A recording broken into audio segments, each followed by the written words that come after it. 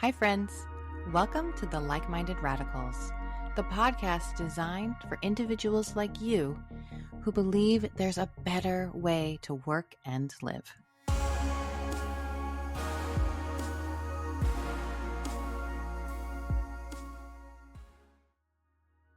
friends. Welcome back to the Like-Minded Radicals. Today's guest is all about making behavior the superpower behind personal and business success. As a behavioral solutions architect, he's got this unique approach that's all about understanding how behavior makes money. This is going to be a good one. Through years of research and his DNA behavior platform, he's helping people and businesses align with their natural strengths, boost performance, and reduce stress. It's all about creating a more fulfilling, healthy, and impactful life. He brings over 40 years of experience from wealth management to venture capital, and he's on a mission to make his behavioral insight accessible to 1 billion people by 2030. But beyond the numbers, he's passionate about helping people connect with their own potential in a meaningful way. Definitely a message the radicals can get behind. Today, we're going to dig into his vision for an exponential future, how behavior can transform financial decisions, and hopefully some real life tips on living in alignment. Can't wait to share this convo with you all. Please welcome Hugh Massie. Hi, Hugh. Thank you, Kendra. It's great to be with you and spend some time. Yeah, I'm so excited to dive in. Really interesting concepts. You've been working in this space for, I think, 30 years, close to. And I really want to get into how you got to this idea, this focus on behavioral science. But let's start with a little bit about your story, who you are and kind of what your journey's been like today.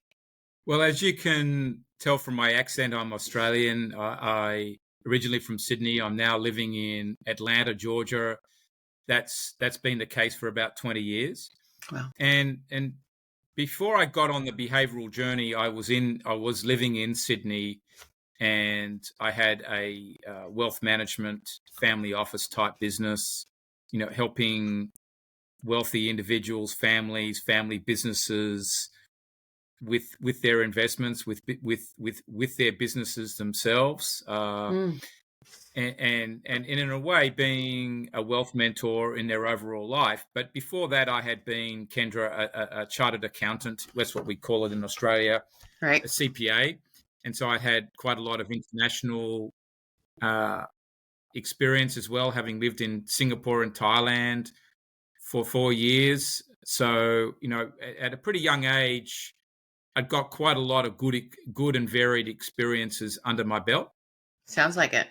And I was always, and also I was always from a young age interested in money, investing, what money could do.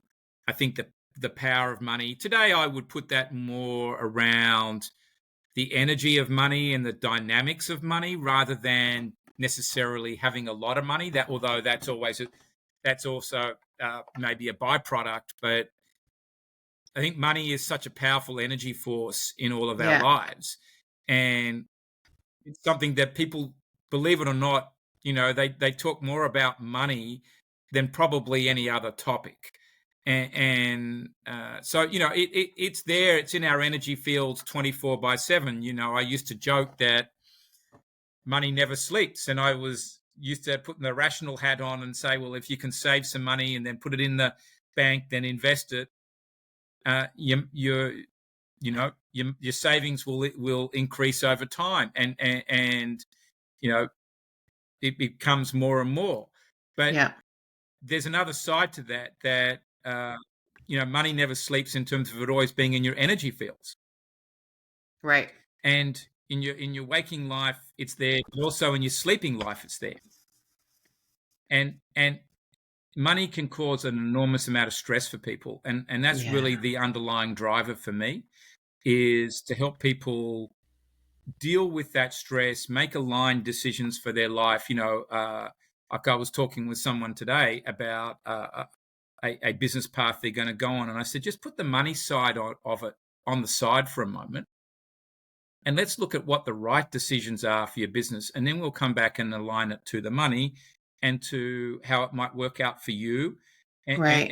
and for your shareholders. And I think that's not what everybody does, but it was causing him a lot of stress. And then he's, then you've got your wife as well, or your life partner, your business partners, your team. Yeah. And then taxes and whatever else. So Mm. it's something that's always there, and people live today in unbelievable levels of stress, whether they're aware of it or not. And I think that's a key problem to be solved, because it is impacting your health a lot as well. I'm So fascinated by hearing you, a former venture capitalist, CPA, right, talk about the energetics and the feelings of money. Is that a topic that is gaining more traction in kind of the business space? Is it still very kind of taboo, or do you feel like it's always kind of been there? People just haven't been vocalizing it. Like, what's that shift been? Because we certainly hear of, and there has been a well, proliferation of mindset and money shifts and all of that. I think no doubt the issues have been there for a long time. They're not completely new at all. Mm-hmm. Really, they've been there since money was invented. It's just Right. shown up differently. But we also live in a more complex world today. But we're also living in a world where people want meaning in their life. Yes. People want to live healthier lives. They want more fulfillment in their lives. They want meaning in Yep. their lives, and they want better relationships. And now we're all going to live longer as well. So this becomes an imperative to deal with. And I Yep. think what we haven't had is a framework to deal with it around, and that's perhaps been the problem. And I look at that. I believe I'm part of the solution in bringing awareness to it, but also bringing a system that we've developed over the last, nearly 25 years in helping people put a framework around it to understand themselves and how they will go about dealing with it and dealing with other people in their lives in a sort of more concrete, structured way. And, interestingly, during that time, there's been people win Nobel Prizes for work that they had done before I ever got into this. But I didn't get into this because I thought I would ride on their coattails in any way. It was my own Right. independent thinking. It was Yeah. my own stresses, if you want to call it, of what I saw in my early working career as a CPA. Dealing with different people, dealing with the clients, and really, in a way, dealing with money issues within my own family. Not that we had a lack of money; it was Yeah. more the issues the money we did have caused, right? And the dynamics. And so I think that somewhat has given me a pathway on this. Also, I think, as I was saying to someone last week, I've encountered various situations as a leader where I've said to the people I'm around, if you don't make A, B, C, D change to the business strategy, this business isn't going to be here tomorrow. Mm. And so I've learned to see how strategic decision making from leaders, and particularly CEOs, has a massive impact on their business. So when we're talking about money here, we're not just talking about investments and people's investment portfolio. That is one dimension of what I deal with. We're Right. talking with leadership decisions, political decisions. They're all driven by money. Yep. Yep. 100%. Everything we do, in a lot of ways, whether you want to admit it or not, is driven by money. Well, Even and going to you. church, and so. Go ahead. Sorry, I shouldn't have said that one. Maybe, No. that No, you it's don't need true. to take that off the. No, it's fine. I just keep thinking back Yeah, when you started too, you're talking about also their obligations to their shareholders. And so when you're helping them make those decisions, how do you balance, because you also talk very much in some of the content and in your about section around people centricity, helping build people centric businesses. So how do you balance the yeah. shareholder needs, make money, right? primarily with the longevity and the strategy of the business, but also the people whose backs are breaking to build these businesses. Yeah, well, it's a very good point. So one of the things that I've done this year is a very specific research study on looking at the behavior of CEOs and their senior leadership teams against company profitability, Mm-hmm. and what financial behaviors drive profitability, and in terms of relative to their business in their sector. So if you look at it and said, okay, you're in the banking and finance sector, what is the makeup of the behaviors of the leaders of those companies that are leading that sector? Yeah. And so that's one step that I've been able to show, that the behavior, and particularly the financial behaviors of those leaders, there's certain standout behaviors that drive that profitability. So in one way of being people-centric is you've got to have the right leaders running these companies and businesses. And it doesn't really matter whether it's a listed or unlisted company. Right. It's got the right set of behaviors. And that is people-centric at one level.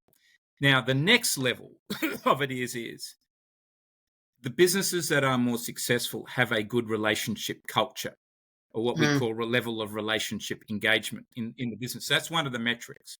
Okay. So you can say that having a people-centric culture that might be based on better human connection, empathy, approachability, or we call ours a DNA behavior, know, engage, and grow.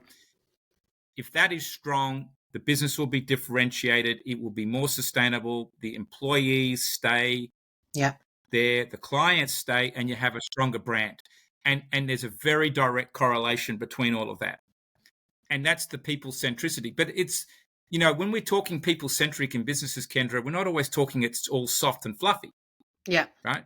But I think what I would say is that from being able to measure the behavior, we can see a correlation to profits. And that's something that very few people have ever really been able to do. And that's why, we all know in some ways, the people matter. But a lot of people then just, when they're under pressure, go to the rational side, and they make very rational decisions without considering the people and the damage that's going to get done from that. Yep. Yep. And they wonder why they have a problem later. Yep. It is a balancing act, but dealing with the people side of the business is not soft kindergarten, fluffy work. It is the hardcore work. Yeah. Well, and it's nice. It's nice to know that you have, I think that's what's been lacking in that people space as an HR professional, is that data and the analytics and the ability to assess those behaviors. So what other behaviors are you assessing? Because when you can assess them and provide that data to senior leadership, you can make that case then for, profitability and improved business. But those people centric kind of behaviors are really, really important. So what other kind of behaviors are you measuring besides, you said, growth? Yeah. So the Engage. people-centric behaviors are very important, but one that's very important these days is what we call innovation focus. So the ability of the leaders to innovate and take risks with the innovation, because huge. The business landscape is changing. And as one of my, I suppose, if you call it mentors, advisors in this area said yesterday to me, there is a tsunami of disruption coming. And one of the issues for business leaders is being able to see what should their business model be in the future. And that's potentially turning their business model upside down. In fact, a lot of people talk about Kodak, and they built the digital camera in the 1980s, and it was there in 1996, and they could have launched it, but they didn't. They decided just to stay with their existing business model. They were innovative, but they didn't have the courage to take the risk on it. And they didn't know how to transform their business model. And so innovating of itself is one thing. Risk-taking is one thing, but you've also got to know how to change your business model and manage all the financial resources while you're doing it. and that which itself is another behavior to be measured. That is not easy, but that's the key to success in the future. And I think leaders are going to have to be more and more agile at doing it. And it doesn't mean that they have to have all the answers themselves. Exactly. But they've got to be prepared to recruit good to do it and back them. Yep. It's funny. I think and there are going to be some explosions on the way. Yeah, I think with the Kodak example too, I believe that one of the employees had pitched some alternatives and some innovative ideas, and the company decided not to go in that direction. And so, I've seen that with innovation as well. Like you said, you have to create that environment for risk taking.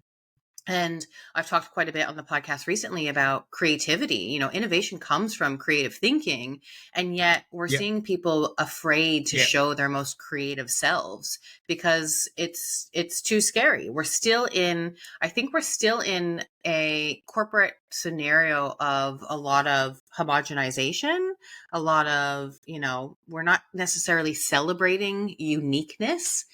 So people don't want to come to the table vulnerably and share some of their creative ideas. And yet that's where it's going to come from. It's not going to come necessarily from the senior leaders. It's going to come from the people who are getting their hands dirty every day on the ground, who are saying, we can do it better. Why don't we pivot in this direction or that direction? What kind of advice maybe would you give to people who are thinking creatively and innovatively, but maybe are in a corporate environment where that risk taking isn't necessarily celebrated at the moment? How can they push for progress there? Well, it brings up one of my key points, and I suppose it's a key value, is the psychological safety in the workplace. And I think that you've got to, as the leader, you've got to be able to create a psychologically safe workplace. Yeah. Where people can come and share ideas, whether they're good ideas or voice concerns. And sometimes they're interrelated. Yeah. But at the same time, employees need to know how to raise these issues constructively, I would say. And if you're in a workplace that you might think is a little tough, dangerous even, you're not sure about trust, you've got to look at, okay, have I got a mentor there that I can work with, who can help bring the ideas up the line and maybe communicate it in part, for me. So in a sense, how does it become a collaborative effort inside the organization, not just a young puppy seeing the way forward, or, gee, I know how to change this business that's been around for 50 years, making millions of dollars for the fat cats at the top. Are they going to listen? Probably not. So it's got to come through some experience. But there again, experience can shut stuff down because it's too anchored in the past. Yeah. And I'll come back to the energy of money. Leaders get used to, particularly with quarterly reporting and venture capital shareholders and private equity shareholders and whoever else, and then their own family dynamics. They get used to a certain amount of money coming in every month, week, whatever. And they don't want to do stuff that threatens that. Yeah. And that's so it's that energy of money is at work as well, right? Yeah. And it's somewhere, though, that's got to be diffused. Yeah. And some organizations, Kendra, are going to do this better than others. Do you think is that based on leadership? Is that based on size? Is that based on industry? What do you think influences that?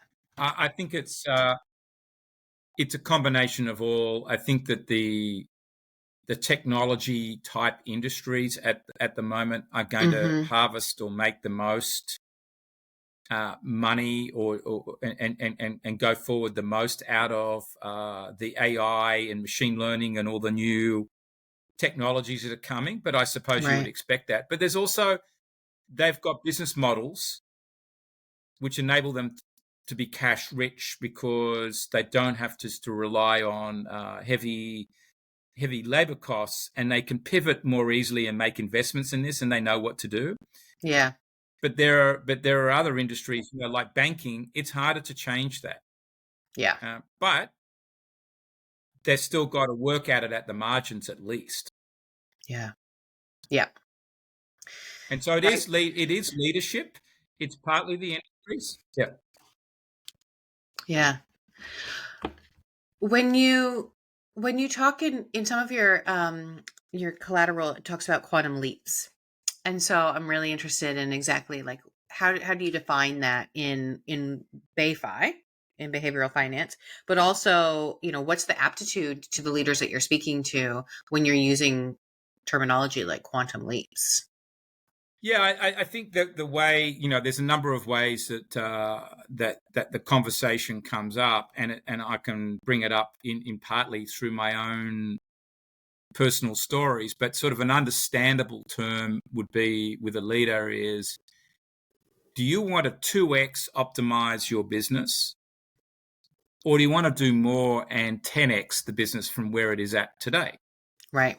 And I'm working, and we had that discussion in DNA behavior last year, and my leadership team said, no, we want to 10x this. Yeah. And so I said, okay, well, what changes do we need to make to the types of clients we get, to some of the processes, and the like? If we got all the right team in there, and what technology changes do we need to make? And we set about doing that. And it's been about a year transition on that, but we decided, you know what, 2x optimization's boring, and that's not what we're Yeah. here for. Let's go for 10x. And if we only make 5x, we still did better. Yeah. But to be honest, we're on a path that's more than 100x right now. And Incredible. that's because we made one simple change, but very big change. So quantum leaps don't have to always be 20 years of this and, millions of dollars. We made one, in a way, subtle change where for us in our business, it's always worked by humans completing their own profile, taking 10 minutes, 12 minutes online, completing their assessment. It's very scalable in its own right. Yep. But what we've done now with AI is create a digital scan where the human doesn't have to go and complete their own profile. So now, can you imagine you've got a business, we're working with a business that's got 50,000 clients and prospects. If you have to get each person to complete a profile, think about the friction in doing that. Yeah. Right? Even though it's very powerful. Whereas now we can step in and upfront just profile everybody using the digital scan and give them a 80% accuracy versus 97.1%. So what are you going to take? Yeah. Wow. In the first instance, you'll take 80% over everybody and get a pretty good model. So that's the changing of the game. Now, there's some subtle business model adjustments for us to do that, but it's not too hard. Now, perhaps we're small enough to make that pivot, but we're not the tiniest business out there either. But it was taking our own business model by the scruff of the neck and reversing it, Kendra. Okay. But we were never going to ruin the people that want to complete actual profiles. That's not going away. We look at it that those numbers are going to go up exponentially in their own right because we had so many more digital scans done. Right. Well, in the digital scans, I think that's the big. If you're using AI and you're continuing to use also humans completing it, won't your AI get smarter over time, more accurate? So if you're starting at Correct. an 80% base level, then you've only got kind of upswing. Incredible. Yeah, I think that, but the piece that, just to be for honesty with anybody listening to this is we created all the metrics to do the digital scan over the last 20 years of working with several million people. Right. So we knew what to do. We knew what inputs we needed. We knew how to do it. It wasn't overnight. We said, okay, we want to have a digital scan. We'll go and work out a way to do it. Yeah. We already had the core metrics, but we were prepared to confront our own business model. Yeah. That's the difference. That's why we will not end up as Kodak. Yeah. Well, it's interesting though too, because so what you're saying is you didn't go to ChatGPT and say, ChatGPT, make me a scan.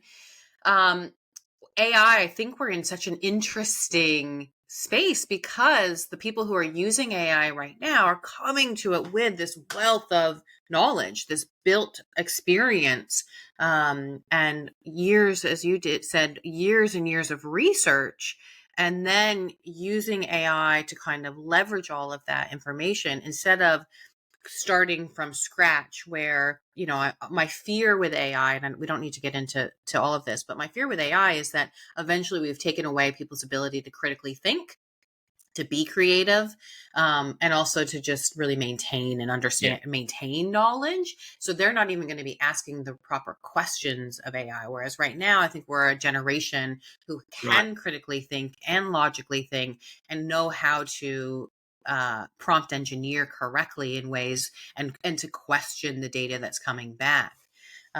So yeah, it's really interesting. We are at such a pivotal point to really, I think, get the most out of AI in a lot of ways, which is exciting. Yeah, I think that's the opportunity, is to know how to prompt it and to know what's coming back. Is it right or wrong?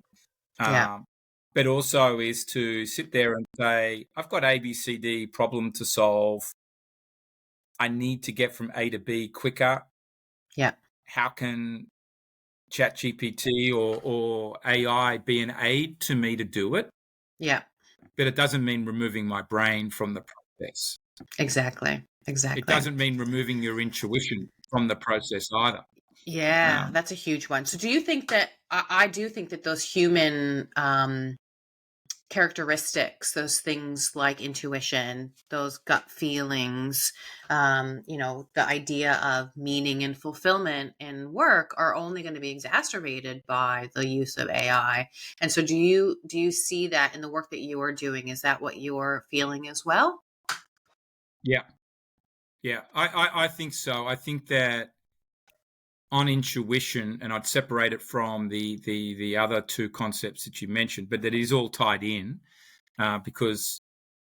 But what I would say is that a person's initial intuitive response for most Hmm. people to something is only 28% accurate. That's what research shows. However, more data that comes from an objective source that you then, if you want to call it, fuse into your thinking, makes the intuition better Mm.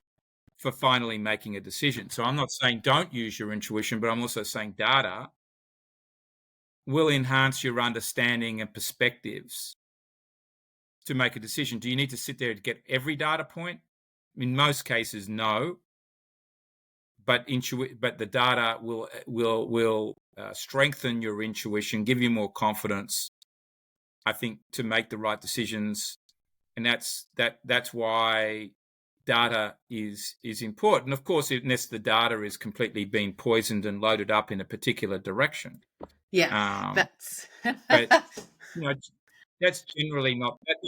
That's talking crooked type stuff. Um, so I think that AI offers us a lot of opportunity to get better decision making hmm than we might otherwise got to. But I still think that a human's power is still extremely powerful, and from a judgment making perspective, Yeah. in specialized cases, I think we still would rely on a human, and AI has got a long way to go yet, Yep. Yeah. but it is I going to help a Yep. lot, and in some areas more than others, I think. Yeah. Well, I mean, we've already seen some incredible use cases in like healthcare and across different industries. But so if someone's listening and they're thinking, okay, so I'm really interested in what Hugh is saying. I want to understand more about what the business is and how he can help me. Can you just kind of walk us through that? Yeah, so just to learn more about DNA behavior, you can go Yeah. to dnabehavior.com. That's our website. There's plenty of resources on there, and or links out to YouTube's white papers, that we have. If you want to complete your own DNA assessment, you can go in there and do a trial. Or if you want to write to us, we'll do a digital scan on you. And that will be more publicly available in December. But all of those tools are there. You want to learn more about me? It's all there in some format, really driven from the website. So what am I going to learn from having a digital scan or doing the assessment? Yeah, so what you're going to learn is a lot more about what your key talents are that are going to be your drivers of success. Okay. What struggles perhaps you've got to watch out. What struggles you've got to watch out for. You're going to learn about how you deal with money and make financial decisions. So what your financial behavior capabilities are from a behavioral standpoint. What you can tolerate. How you handle savings. We then use the system as a framework to help you understand how you feel about the stock market, how you're different to your business colleagues, life partner, what working roles. There's lots of, Amazing. depending on what you want out of it, there's a lot of touch points there in the system. I love it. I love it. I love assessments, so I'm already like, okay, I will be heading. And importantly, what do you do about it, right? So Yeah. how do you then go on a self-improvement path? That's all there too. Excellent. I mean, I think that because that's one of the things I've noticed. I like I said, I love assessments. I know my Enneagram. I know my, human design. I know my strengths from Gallup Strength Finders. It's the what do you do with it? That's where the application of bringing it into your life and kind of actually making tangible choices, and kind of codifying that information and really embedding it into how you operate, shifting those behaviors is important. So I love that yours is actually saying, well, here are your behaviors to begin with. So you have that full scope and understanding of them. And then you're saying there's also some follow-up tips on how to shift. Yeah, and there's AI built in the system that sort of can be your online coach, if you want to call it that, to help you with Even that better. journey, to ask questions, or I've got this feeling about working with this person. How should I manage it? It gives you the script.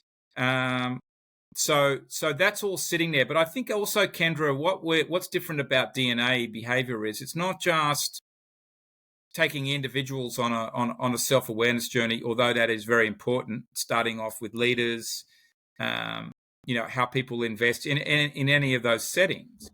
Right. But also is what we would say is the behavioral data analytics. How do you make corporate decisions? Yeah. Knowing the behavior of everybody, because it's humans that drive the future. Yep. And the numbers only reflect the past. And so if you want to get an idea of what's going to happen in the business in the future, take a look at its people. Mm-hmm. And do you notice that's the analytical side that I think where we stand out a bit. Yeah. Do you notice themes then with different generations? I think that the themes are different attitudinally. Mm-hmm. But not at what we call the natural instinctive behavior. If you there are as many outgoing versus reserved introverted people as there was in prior generations, or there are as many people who are planned risk takers.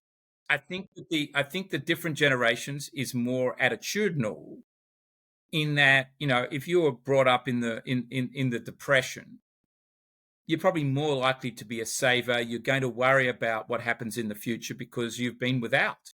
Yeah. Right? Whereas in today's world, anybody born in the last 30 years hasn't missed out on anything. Yeah.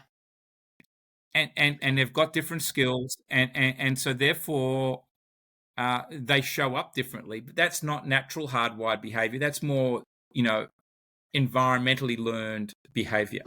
It's a different matter. Still important to understand, though, because you've got to manage that in the workplace, right? Or within your own family unit. right? Well, and it's so powerful to understand because then it also allows you to think about from an employee employer value proposition, how you're supporting those people and what kind of benefits you're offering. I mean, it's a wealth of information to really understand your people. Are there any like Yeah. in your data has there been anything historically over the last 20 years as you've been really digging into this that you were shocked by, really surprised by? Um, I've learned not to ever be shocked, um, or I suppose surprised. But I'm going to give you an answer that you may not have expected to get, Okay. and that is trust. Trust is everything, and but trust is what makes businesses work inside the culture. If people don't trust each other, it's a Yep. problem. They don't trust each other in marital relationships, friendships, advisor-client relationships. It all falls apart. It doesn't matter what else is there, or how much money is there, or how profitable something is. Yep. Trust is key, and trust can be measured. Hmm. And so therefore, 10 years ago or so in our system, 12 years ago or so, we'd started calculating it earlier than that, but we put it in the system because I wanted to stand out as an actual measurable factor. Because then when we go in and look at businesses, for example, if the business is low on trust because the leaders are low on trust, then we can start to see what's going on in the culture. Yep. It's the same. People get me to look at. I look at the financial services industry where we do a lot of work. Why isn't the industry really growing? Why do people not trust financial advisors? Because financial advisors aren't very high on trust personally. And if you Mm. don't trust, if you're low on trust yourself, you Yep. won't trust others, and others won't trust you. And it's a circle. Yep. And so I'm one of those ones that's on the lower trust end. I'm very high on skeptical.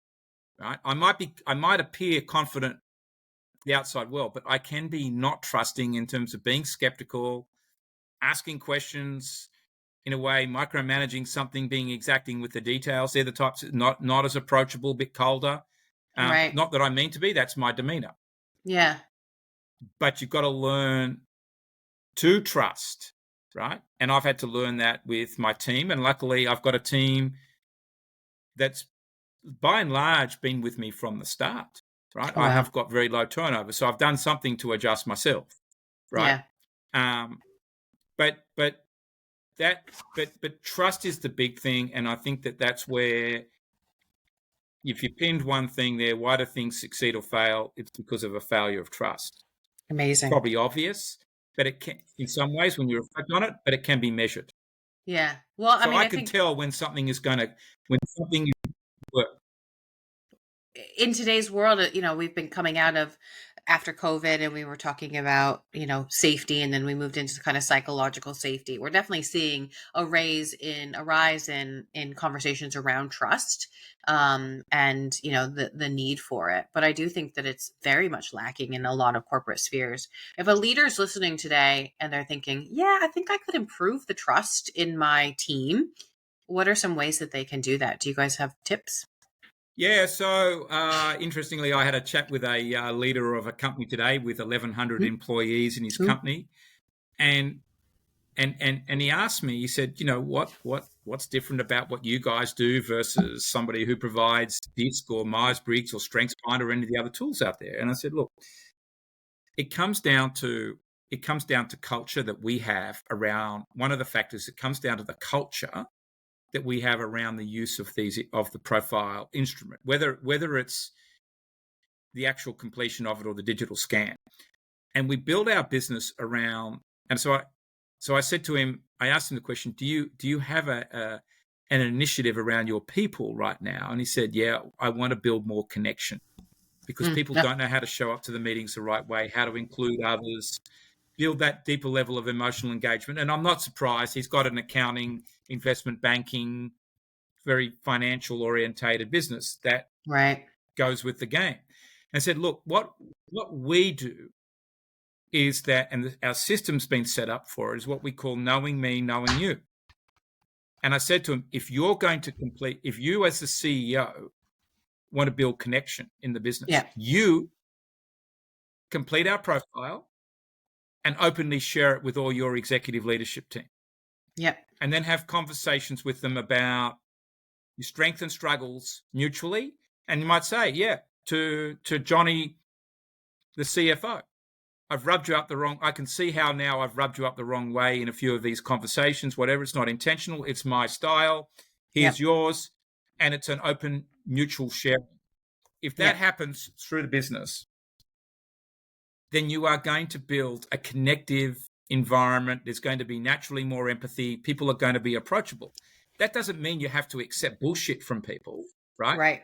I'm allowed one swear word, being Australian on your podcast, but I think that so long as there's no BS, you don't accept bad behavior with this. Right. But leaders, if you want to get a connective environment, the top brass from the CEO down have to be prepared to be open about who they are. Yep. And the way we've set up our tools is to enable those conversations to happen. That's trust. Yeah.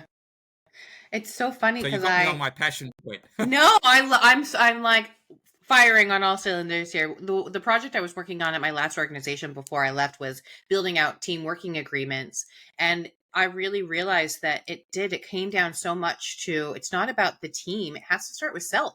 And people can read into that and think, well, that's selfish and self-centered. But I need to know who I am, how I show up, and how I bring value, so that I can articulate that to you, so that we can find ways that we can collaborate together. That's what the future to me is. It's about connection and collaboration, which are two very human characteristics that we all innately crave and that we want in our work experience. Doesn't mean we have to be on site together, etc., but we need to create that connection so we can collaborate and build things together. But that starts with that real human understanding and personal understanding and self-awareness of, what are my strengths? How do I show up? What are my weaknesses? How can I overcome them? I and many women in kind of my generation, I think, are getting the later in life ADD diagnoses, or other neurodivergent. And I know that for me growing up, I was always that oversharer, and if you tell me a story, I'm going to tell you a similar story so that we can connect over that. But other people sometimes often read that as, why are you telling me this? It's not about you, it's about me. So there's a lot to overcome as far as understanding how we create connections and how we share. But I think 100%, like, I would love to see a leader tell his team, this is who I am, this is how I'm showing up, these are the values that I bring, these are the weaknesses I'm working on, because it really creates that vulnerability and then that safety for others to show up in the same way. Yeah, and I think that depending on, that's absolutely it. And I think that the crunch point for the leader is to understand that if that is happening internally, it will start to happen with the customers and the clients. And particularly when you're dealing with clients, which are a little bit more in a setting of more intimate relationships, you can't expect that kind of sharing to go on with clients if you're not prepared to do it yourself. Yeah. And you can't expect employees to do it if they've never experienced it themselves. Yeah. So it's got to start internally, and it's got to start with you as a leader. And what better way to make your business different to everybody else's? And I think it's an aha moment that I've had recently. I talk a lot about differentiation. That's part of, unleashing exponential growth in your business. And it's easy to look at differentiation in the product. And we've done it. Okay, we measure financial behavior. No one else does it. We've got a digital scan. No one else does it. But you know what? The secret sauce is as much in our culture of the sharing of profiles openly and then getting other businesses to do it. Yeah. And that's something that I've always said. And if you go to our website, you'll see all about Hugh there. And the key leaders, we're an open book on it. Yeah. Every time we set up a new client, out goes a team report with all of our styles in it. Yeah. Our whole team's available in that way to everybody, and because that's what we're trying to breed. And I probably It's should have said more about this earlier. If I've got any regret, it's not harping on this more, but the people that know us, they do it. That's why they've come and used our system, to be honest, yeah. Yeah. versus the other mousetraps that sit there. Yeah. It's so powerful. And I think the on the flip side as well, an employer who offers something like that to an employee is invaluable. I'm going to stay with an employer who has said to me, we want you to understand how you operate, right? We want you to be able to articulate Yeah. it so that you can then show up and bring those things to the table. We want you to be able to really tap into that potential. And I've said this many times before, like this idea that a company gets to unlock by potential, that's not true. Like, individuals have to do that work, and that work can be very time consuming. So to know that, yeah, I can complete the assessment online, or I can have the digital scan with 80% accuracy, like that's mind blowing to me. So cool. Yeah, and I think then it's still about sharing data. I was Yeah. reflecting on that. It's not just behind the back room data analytics exercise. It's about sharing data, Yeah. and in the right way, not against someone's privacy, but because we don't do that anyway. Right. But I think that this is an environment that we can create, and it needs to be done. Yep. People are asking for it. Yeah.